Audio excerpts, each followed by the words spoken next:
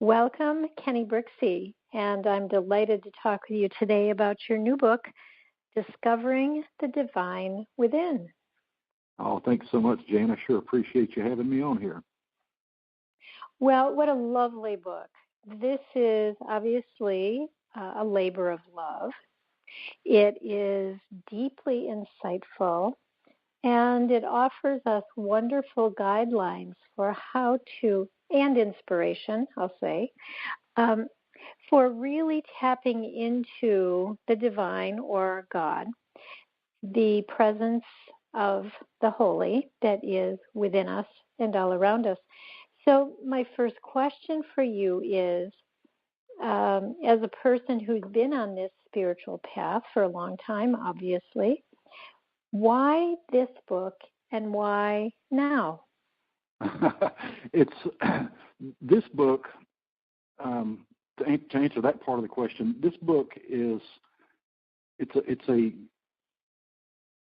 consolidation of about a year and a half worth of work as a spiritual leader for a church or a spiritual community. Would be a better definition that I lead here in the Dallas Fort Worth area. It started with newsletters, just the articles that I wrote for newsletters. One of the board members here at the church thought it'd be a great idea to put together a pamphlet and just have some of these articles in it.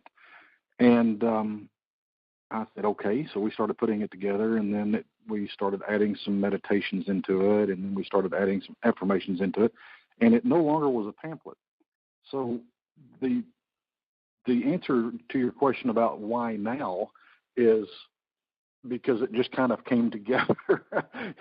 It did not start out to be a book, but once we got started on it, like you said, the labor of love just kind of led us.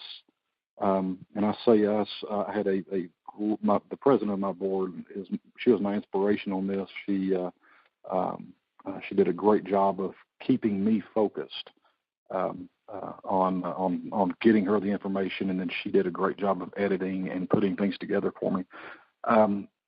It truly is, like you said, it was a labor of love, and for many, many, many years, my entire life, I would venture to say, I have been leading up to this point, and I've been through many different.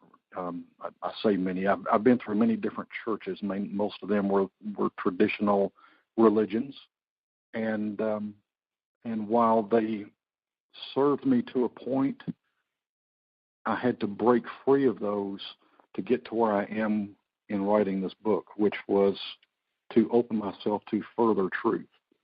And so the why is these are, like I said, it started out with articles and newsletters, and those were written to help people, not to tell them how to connect further with God or universe or however they want to describe their higher power. I don't pretend to tell people how to do that. I do offer ideas on ways they can try it, and hopefully I'm inspiring people to take that journey to find oneness with their highest power, with God, with the universe. That's my sole intent with this.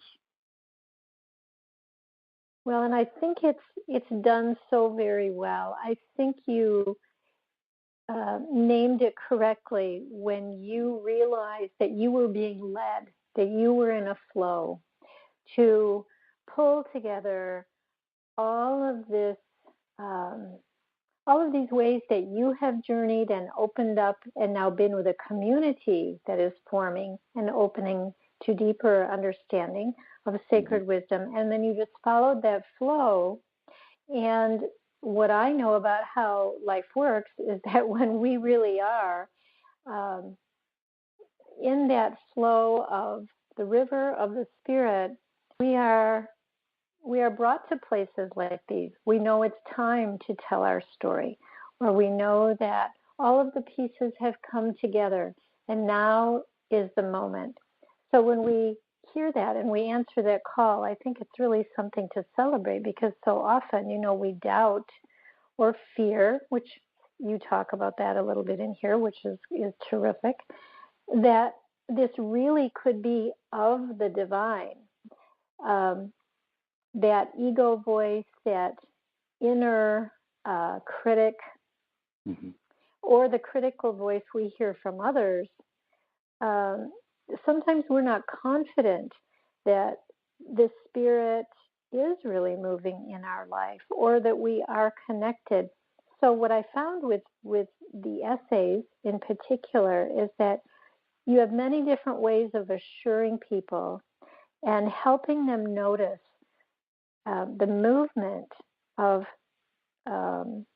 the call, I guess perhaps is a better word, that there is something more for you here. There is a deeper way to live. There is a way to live that is more free, and that they can trust that those inner urgings are taking them to someplace really wonderful, which, as you've often described it, is your true self, your authentic self in God. Yeah, So, yeah. We spend so much time taking steps to get ready to live in the divine, and for many beliefs, especially the traditional religious beliefs, that's after death. And we don't have to wait that. That life is available to us now, because we truly are. In every moment of the day, we're being led by the divine, by highest power, and it's like you just mentioned, our ego just kind of gets in there and says, no, that can't be true. We can't be that good. and it's not about being good or bad. It's about being open to receive. So. Absolutely. Do you have a favorite essay in this book, Kenny? There's so many wonderful essays with such powerful messages. Is there a particular essay or message that you would want to, perhaps even as your priority role as a spiritual leader of a community? Do you find there's one that you come back to again and again? Yeah, the one that I come back to most, and I kind of thought you were going to ask me about my favorite, and I really looked to see if I could find one, and I couldn't. But I guess when you rephrased it to which one do I come back to the most, that one has to be the one essay entitled "Let Go and Soar." I truly believe that. Well, someone told me one time, or I heard it in a movie or something. I don't even remember where I heard it now, but I heard this statement that as we grow, or growing up, is a process of unlearning. And we learn all this stuff that doesn't make any difference. And, we kind of forget truth, and we forget what's truly important. And to me, let go and soar is we're letting go of all of the things that we allowed ourselves to believe are important in this life and truly soar to truth. That let go and soar has been popping up for me even before I turned it towards the spiritual side of things. That has been a theme in my life for about 20 years now. And it's letting go of the human, ego-driven, fear-driven belief system. In today's day and time, anytime you turn on the news, you're getting bombarded with things to fear. And my whole thing for the past 3 years has been, do not turn on the news. The only time I watch the news anymore is when I happen to walk into a restaurant that has it on one of the screens. And I have not missed a thing. I have not missed a thing, and my life has been so much more peaceful. I have been able to stay in that loving place. And to me, that's what Let Go and Soar is all about. And that's kind of the theme of this entire book, really. Wonderful. I appreciate that so much, because there is so much that can hold us back. Now, the other segment of the book, which I think so many people will really benefit from, are these meditations, these guided meditations. And there's many of them. I think there's 18 of them on all different topics that have to do with our spiritual growth. Tell me a little bit about the role that meditation or guided meditations have played in your own journey.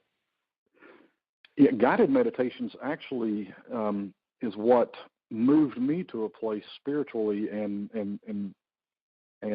even intellectually. Guided meditations are what moved me to a place where I could actually meditate. I tried just go into the silence and free myself of thoughts. I tried all of the ways that I was being told I was supposed to meditate, and I gave up. It just didn't work for me because my mind is always going 100 miles an hour. What I found was with the guided meditations, if I create a topic to focus on, eventually when I do go into that meditation, when I focus on that topic and focus on the topic and focus on the topic, eventually I have moved beyond that topic. That topic is a place to put me into a place of peace and love. And when I keep focusing on that, when I take that into a meditative state, I eventually move beyond the topic. It's not necessarily that I'm clearing out thoughts. It's not necessarily that everything is peaceful and still and quiet. It is that I do not let that stuff interrupt anymore. So that's to me, that when I learned that about meditation, when I learned that meditation was not about silencing everything and that it was just about moving through it all to get beyond the chatter and the noise, that's when meditation really started benefiting my personal growth, my spiritual growth, my relationships. My favorite quote of all times when it comes to meditation was someone asked the Buddha, "What do you get out of meditation?" And he says, "Oh, I get nothing, but I let go of." And he starts talking about the anger and the fear and the sadness and all the things that he drops when he's in meditation. And that just made so much sense to me.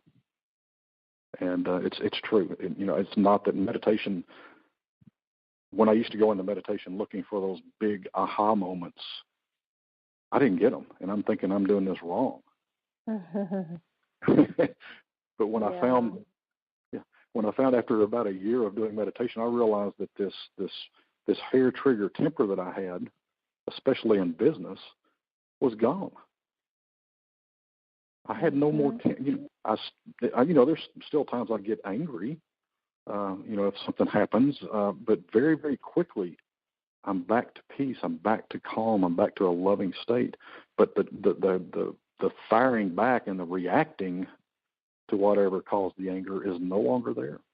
And I know that's meditation because meditation has put me in touch with or put me in that place where divine resides, which is within me. It's not out sitting on a cloud somewhere. And I appreciate the focus of these meditations because that is something that is so important for us to realize about meditation. It is initially that we really do have to focus. It's a concentration practice. We have to focus our attention on something to at least begin to corral, those wild horse thoughts. I think of them as going round and round in a corral. And when I focus on something, they just begin to slow down a little. And then even if I'm fortunate, sometimes they stop or they just wander around a little. They're not racing crazily.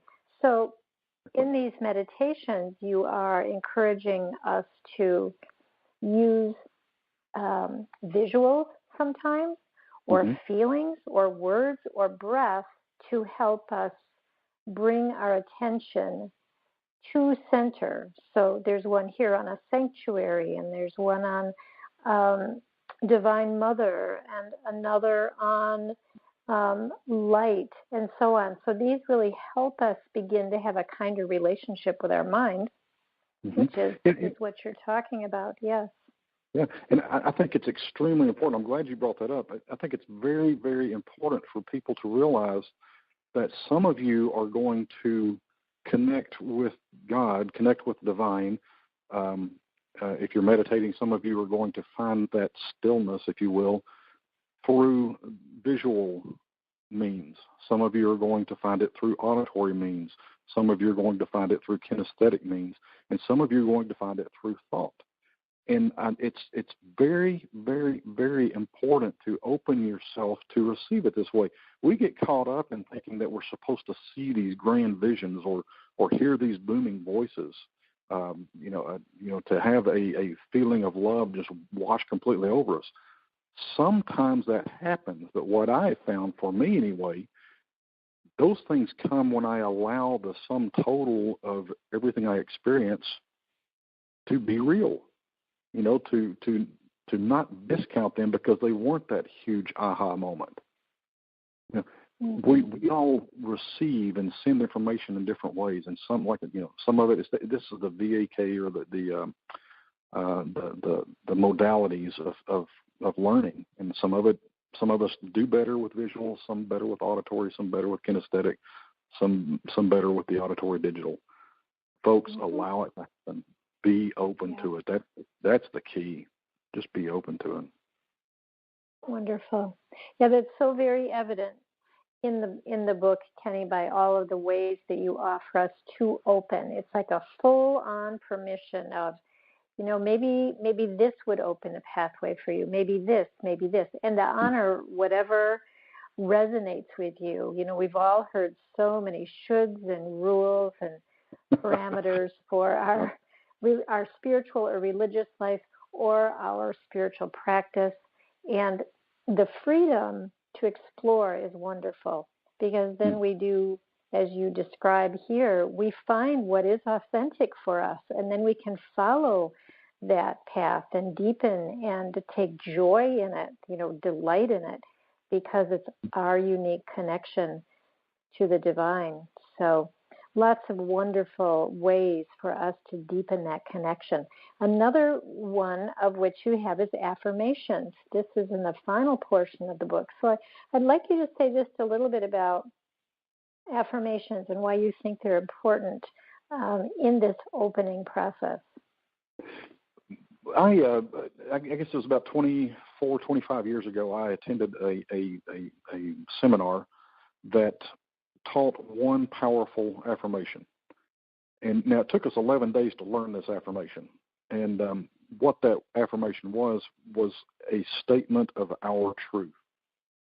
And we broke through the walls that ego had built. We broke through all the fear that we had in our life, and we got down to pure essence and identified it. And for years, that was the only affirmation I used. And that affirmation for me was, I am a whole, strong, trusting man. And it holds true today. Now, what I found was I wanted more. And so every day, without even knowing I was doing it, I would just, whatever hit me in the morning on a positive note kind of became my affirmation. And I would walk through the day, and before I'd go into a meeting, I would claim this affirmation, this truth.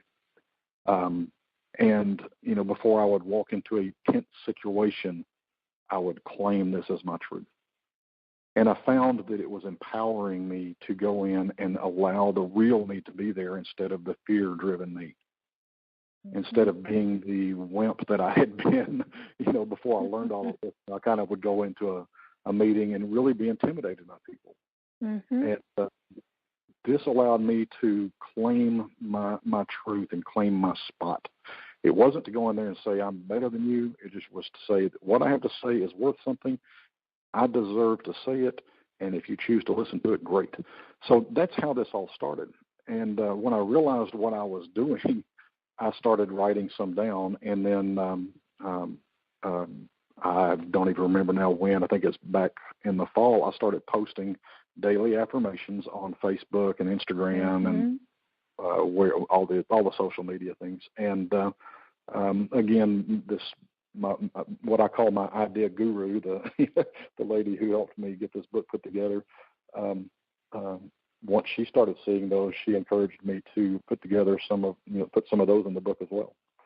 So I was real happy about that because those really mean a lot to me. They do help me throughout the day. And the ones that you see in the book were literally taken from the post that I do on Facebook. And those today, for instance, I have no clue what tomorrow's is going to be. I will figure that out tomorrow morning when I get out of bed, and it's like, what do I need to know today? And then I'll write one. So that's where and I truly believe that's divinely guided, because I do just sit in silence and get into that rhythmic breathing and just allow a thought to come to my mind. So that's where those come from. And so Spirit is guiding you and blessing us as a result of it. So congratulations on this wonderful book, Kenny. I know that it's going to touch the hearts of many people. Why don't you give us your personal contact information or how they can get a copy of the book? Because this is definitely, if you're on a spiritual path, this is a wonderful, gentle, affirming guide to claiming yourself as a divine being and deepening that relationship with the divine, with God, oneness, truth, love, whatever you choose to call it, in a way that will really, really enhance the quality of your life. So how can they contact you and purchase a copy of the book? They can contact me through email is the easiest way, and that my email address is kenny@divineconnect.org.